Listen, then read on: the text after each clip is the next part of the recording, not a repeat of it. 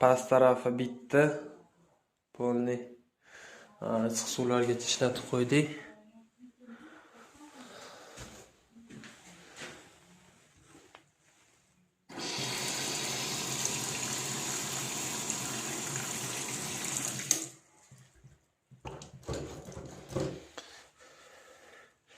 Suyuq suvni ham ichiga zapravka qilib qo'ydik. Issiq suv, sovuq suv.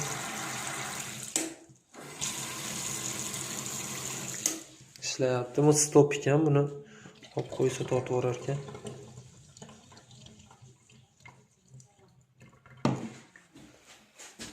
Endi hozir eshiklarni o'rnatamiz, keyin tevani o'rnatamiz. Pastni bitirib beraylik birinchi.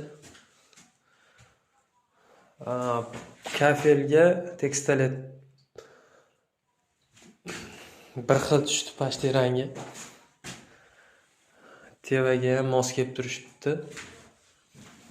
Iloji boricha bir-biriga podsvet tushadigan bo'lyapti mebellar.